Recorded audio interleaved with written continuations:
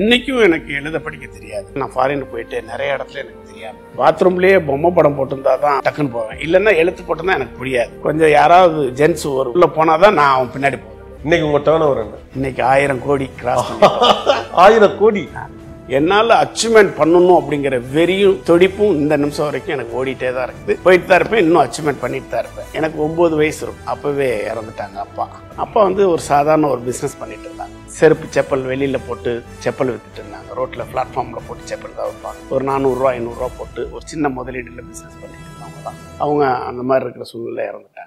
So எனக்கும் வீட்டில் யாருக்கும் சப்போர்ட் பண்ண முடியலை, என்னால் படிக்கவும் முடியல, ஸ்கூலுக்கு போகவும் முடியல. செகண்ட் தேர்ட் வரைக்கும் தான் போக முடிஞ்சது, அதுக்கு மேலே என்னால் போக முடியல. எனக்கு அதோட ஸ்கூல் ட்ராப் பண்ணேன். ஆமாம், ஸ்கூல் ட்ராப்பு. 3வது ஸ்கூல் வரைக்கும் போனேன். அதுவும் சத்துணவு சாப்பிட்றதுக்காக போவேன். வறுமையான ஒரு சூழ்நிலை, ரொம்ப கஷ்டமான ஒரு சூழ்நிலை. அப்போ அம்மா வந்து ஒரு கடையில் கொண்டு போய் சேர்த்து விட்டாங்க. நான் ரொம்ப சின்ன பயலாக இருக்கேன்னு சொல்லிட்டு கடையில் சேர்க்க மாட்டேன்னாங்க, வீட்டில் சேர்த்துக்கிட்டாங்க. தண்ணி அள்ளி கொடுக்கறது, சாப்பாடை இது பண்ணுறது, ஏதாவது பொருள் வேணா வாங்கி கொடுக்குறது, இப்படி தான் இருந்துட்டு இருந்தேன். என்னோட ஸ்பீடை பார்த்துட்டு அப்புறம் கடைக்கு போயிட்டு வந்துட்டு இருப்பேன். அங்கே வந்து அந்த கடை போயிட்டு வந்துட்டு இருப்போம். அவங்கள்ட்ட பொருள் இல்லாத பொருளை போய் என்னை வாங்கிட்டு வர சொல்லுவாங்க.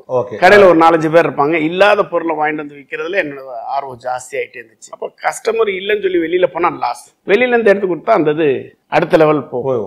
அப்ப இதெல்லாம் நான் வாங்கி கொடுப்பேன். வாங்கி கொடுக்கறப்ப என்னோட சேல் வந்து அவங்களோட ஈக்குவலா நான் பண்ணிடுவேன்.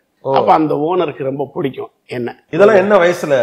9-10 வயசு. நான் கரெக்டா 9 வயசுல எல்லாரும் மாதிரி பள்ளிக்கூடத்துக்குலாம் போக முடியலன்னு வருத்தம் இருந்தது. ரொம்ப வேதனையா இருக்கும். நைட் எல்லாம் அழுகுவேன், ரொம்ப கஷ்டமா இருக்கும், என்னடா அப்படியாச்சு அப்படின்னு சொல்லிட்டு. ஸோ இந்த மைனஸை வந்து ப்ளஸ் பண்ணணுன்றது எனக்குள்ள ஒரு வெறி. ஸோ இந்த மாதிரி நம்ம எப்படி கடை வைக்கிறது, இந்த மாதிரி எப்படி நம்ம வரப்போறோம் அப்படி சொல்லி ஒரு ஆர்வம் இருக்கும். அப்போ எனக்குள்ள ஒரு வித்தியாசமான ஒரு விஷயங்கள் தோணிட்டே இருக்கும். ஏதாவது டிஃப்ரெண்டா இருக்கணும், ஏதாவது டிஃப்ரெண்டா செய்யணும் அப்படின்னு. ஒரு 12 வயசு வரைக்கும் அங்க ஒர்க் பண்ணேன். அதுக்கப்புறம் 13 வயசு வர்றப்ப நான் அந்த கடையை விட்டு நின்றுட்டு ஒரு சொந்தமா ஒரு தொழில் பண்ணணும்னு சொல்லிட்டு. 13 வயசுல எப்படி பண்ணீங்க? ஆமா, 13 வயசுலயே வறுமை இருக்கதை வச்சுட்டு ஏதாவது எப்படியாவது கஷ்டம் இருக்கப்ப கூட பெருசா வரணுங்கிற எண்ணம் எப்படி வந்துச்சு? அந்த நம்பிக்கை எப்படி வந்துச்சு? நாங்க இருந்த கடையில வேலை பார்த்துட்டு இருந்த கடைக்கு முன்னாடி ஒரு துணியை வச்சு வித்துட்டு இருப்பாங்க. அதுல திறமையா ஒருத்தர் நல்லா செயல்படும். அப்படி எங்க கடை சேலை காட்டிலையும் அவர் ஜாஸ்தியா பண்ணுவாங்க. என்னன்னா கஸ்டமர்கிட்ட நல்லா பேசி நல்ல பொருளை கொடுத்து அந்த கஸ்டமரை பிக்கப் பண்ணி ரெகுலரா வர்ற மாதிரி அவர் பிசினஸ் பண்ணிட்டு.